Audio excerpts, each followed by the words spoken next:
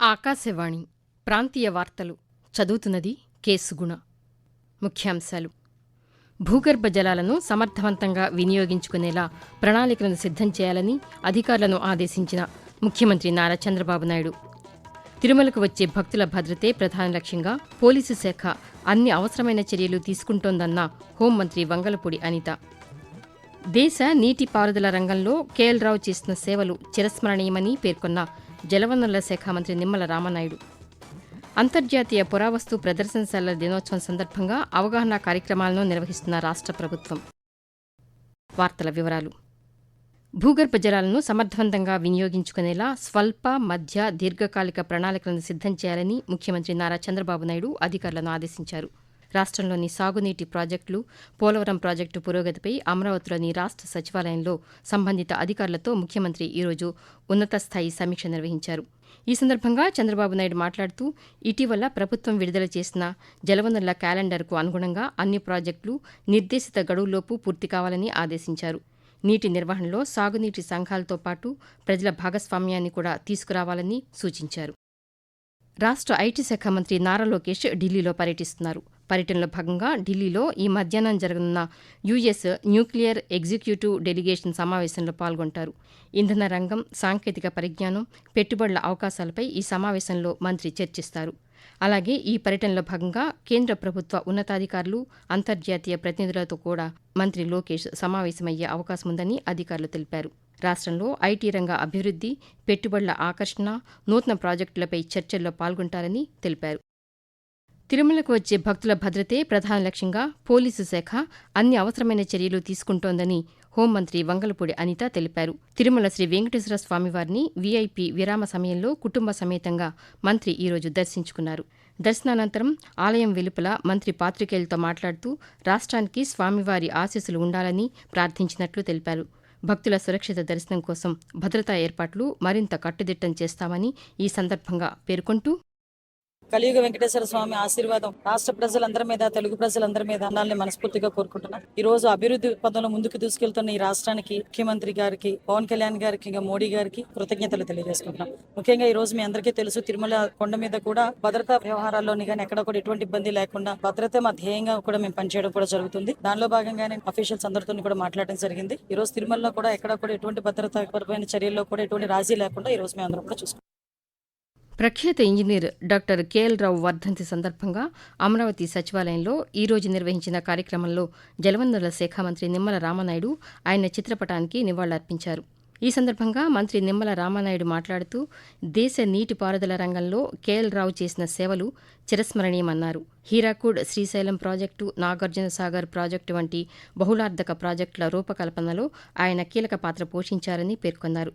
దేశంలో 50 ఏళ్ల క్రితమే నదుల అనుసంధానాన్ని ప్రతిపాదించిన దార్శనికులు కేఎల్ రావు అని మంత్రి పేర్కొంటూ, కేఎల్ రావు గారి వర్ధంతిని ఈరోజు ఇరిగేషన్ శాఖ ద్వారా సెక్రటరియట్లో ఆయనకి ఘనంగా నివాళులర్పించడం జరిగింది. భారతదేశ చరిత్రను మార్చేటువంటి ఒక హీరాహుడ్ కానీ, ఒక నాగార్జున సాగర్ కానీ, ఒక శ్రీశైలం కానీ, ఇట్లా అత్యున్నతమైనటువంటి బహుళార్థక సాధక ప్రాజెక్టుల నిర్మాణంలో కేఎల్ రావు గారు ప్రతిపాదించారు అని అంటే ఒక స్ఫూర్తి, ఒక ఆదర్శనీయం అని చెప్పి తెలియజేసుకుంటూ, రేపు భవిష్యత్తులో కూడా ఈ యొక్క నదుల అనుసంధానాన్ని ముందుకు తీసుకెళ్లేటువంటి విధంగా కేఎల్ రావు ఆశించినటువంటి విధంగా మన రాష్ట్ర ముఖ్యమంత్రి చంద్రబాబు నాయుడు గారు కూడా మరి ముందుకెళ్తున్నారనే విషయాన్ని కూడా ఈ సందర్భంగా తెలియజేసుకుంటూ ఉంది.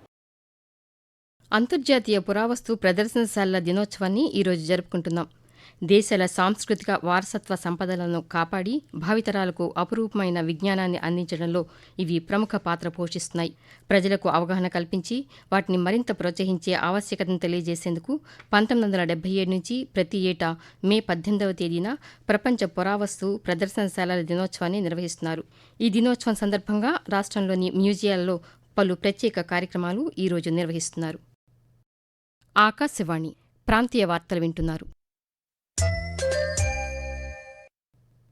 అంతర్జాతీయ ప్రమాణాలకు అనుగుణంగా రాష్ట్రంలోని పర్యాటక కేంద్రాలను అభివృద్ధి చేసేందుకు రాష్ట్ర ప్రభుత్వం కృషి చేస్తోందని ఆంధ్రప్రదేశ్ పర్యాటక అభివృద్ధి సంస్థ ఏపీటీడీసీ చైర్మన్ ఎన్ బాలాజీ తెలిపారు. అంతర్జాతీయ పురావస్తు ప్రదర్శనశాల దినోత్సవం సందర్భంగా విజయవాడ బాపు మ్యూజియంలో నిర్వహించిన మ్యూజియం డే కార్యక్రమాన్ని ఎన్టీఆర్ జిల్లా కలెక్టర్ డాక్టర్ జి లక్ష్మీసతో కలిసి ఆయన ఈరోజు ప్రారంభించారు. ఈ సందర్భంగా బాలాజీ మాట్లాడుతూ స్వాతంత్ర్యోద్యమ చరిత్రకు బాపు మ్యూజియం స్మారక చిహ్నమని అన్నారు. భారత జాతీయ జెండా రూపకర్త పింగళి వెంకయ్య మహాత్మాగాంధీజీకి జాతీయ పతాకాన్ని అందించిన చారిత్రక ప్రదేశంగా ఈ మ్యూజియానికి ప్రత్యేక గుర్తింపు ఉందని తెలిపారు. అంతర్జాతీయ పురావస్తు ప్రదర్శనశాలల దినోత్సవం సందర్భంగా పర్యాటక పురావస్తు శాఖ ఎన్టీఆర్ జిల్లా యంత్రాంగం విజయవాడ ఉత్సవ కమిటీ ఆధ్వర్యంలో వారసత్వ నడక హెరిటేజ్ వాక్ను జిల్లా కలెక్టర్ జి లక్ష్మీస జెండా ఊపి ఈరోజు ప్రారంభించారు. ఈ కార్యక్రమంలో అధికారులు, విద్యార్థులు పెద్ద సంఖ్యలో పాల్గొన్నారు. ఈ సందర్భంగా కలెక్టర్ మాట్లాడుతూ వారసత్వ సంపదను సంరక్షిస్తూ సంస్కృతిని సజీవంగా నిలిపే నిలయాలు పురావస్తు ప్రదర్శనశాలని అన్నారు.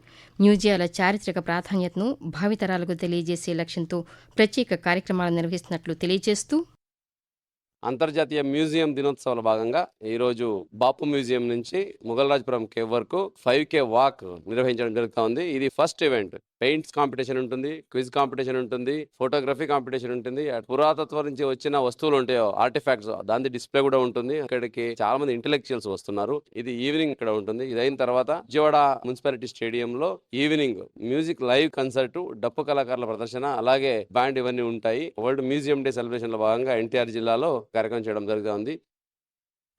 కర్నూలు నగరపాలక సంస్థ పరిధిలో ప్రస్తుతమున్న 52 ఎన్నికల వార్డులను 68 వార్డులుగా పునర్విభజించేందుకు సంబంధించిన ప్రతిపాదిత ముసాయిదాను నగరపాలక సంస్థ కమిషనర్ సిహెచ్ ఓబులేసు ఈరోజు విడుదల చేశారు.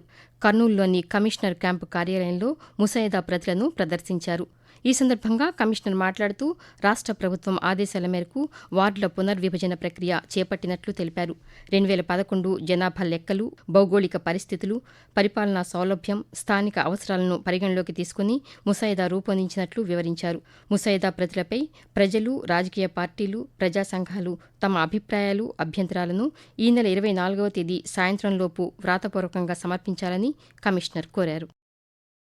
గిరిజన ప్రాంతాల సమగ్ర అభివృద్ధి, ప్రజల్లో ప్రభుత్వ పథకాలపై అవగాహన కల్పించే లక్ష్యంగా జన్ భాగీదారీ, జనజాగృతి కార్యక్రమాన్ని నిర్వహిస్తున్నామని పార్వతీపురం మన్యం జిల్లా కలెక్టర్ ఎన్ ప్రభాకర్ రెడ్డి తెలిపారు. పార్వతీపురంలోని కలెక్టర్ కార్యాలయంలో ఏర్పాటు చేసిన ప్రచార వాహనాన్ని కలెక్టర్ జెండా ఊపి ఈరోజు ప్రారంభించారు. ఈ సందర్భంగా కలెక్టర్ మాట్లాడుతూ జిల్లాలో ఈ నెల 25వ తేదీ వరకు కార్యక్రమాన్ని నిర్వహించనున్నట్లు తెలిపారు. జిల్లాలోని 14 మండలాల పరిధిలో ఉన్న 333 గిరిజన గ్రామాల్లో అవగాహన కార్యక్రమాలు చేపట్టనున్నట్లు వెల్లడించారు. ప్రధానమంత్రి జన్మన్ కార్యక్రమం ద్వారా గిరిజన ప్రాంతాల్లో మౌలిక వసతుల అభివృద్ధికి ప్రభుత్వం ప్రత్యేక ప్రాధాన్యత ఇస్తోందని కలెక్టర్ పేర్కొన్నారు. తిరుమల శ్రీ వెంకటేశ్వర స్వామివారి ఆర్జిత సేవా టికెట్ల ఆగస్టు నెల కోటాను తిరుమల తిరుపతి దేవస్థానం టీటీడీ ఈరోజు ఆన్లైన్లో విడుదల చేసింది. సుప్రభాతం, తోమాల, అర్చన, అష్టదళ పాద పద్మారాధన సేవల కోసం భక్తులు ఈ నెల 20వ తేదీ ఉదయం 10 గంటల వరకు ఎలక్ట్రానిక్ డిప్లో నమోదు చేసుకోవచ్చని టీటీడీ తెలిపింది. ఈ నెల 21వ తేదీన కళ్యాణోత్సవం, ఉంజల్ సేవ, బ్రహ్మోత్సవం, సహస్ర దీపాలంకార సేవల టికెట్లు విడుదల చేయనుండగా అదే రోజు మధ్యాహ్నం వర్చువల్ సేవలు, దర్శన స్లాట్లు అందుబాటులోకి రానున్నాయి. ప్రాంతీయ వార్తలు ముగించే ముందు ముఖ్యాంశాలు మరొకసారి. భూగర్భ జలాలను సమర్థవంతంగా వినియోగించుకునేలా ప్రణాళికలను సిద్ధం చేయాలని అధికారులను ఆదేశించిన ముఖ్యమంత్రి నారా చంద్రబాబు నాయుడు. తిరుమలకు వచ్చే భక్తుల భద్రతే ప్రధాన లక్ష్యంగా పోలీసు శాఖ అన్ని అవసరమైన చర్యలు తీసుకుంటోందన్న హోంమంత్రి వంగలపూడి అనిత. దేశ నీటిపారుదల రంగంలో కేఎల్ రావు చేసిన సేవలు చిరస్మరణీయమని పేర్కొన్న జలవనరుల శాఖ మంత్రి నిమ్మల రామనాయుడు. అంతర్జాతీయ పురావస్తు ప్రదర్శనశాలల దినోత్సవం సందర్భంగా అవగాహన కార్యక్రమాలను నిర్వహిస్తున్న రాష్ట్ర ప్రభుత్వం. ఆకాశవాణి ప్రాంతీయ వార్తలు ఇంతటితో సమాప్తం. తిరిగి సాయంత్రం 6 గంటల 10 నిమిషాలకు విశాఖపట్నం కేంద్రం నుంచి ప్రాంతీయ వార్తలు వింటారు.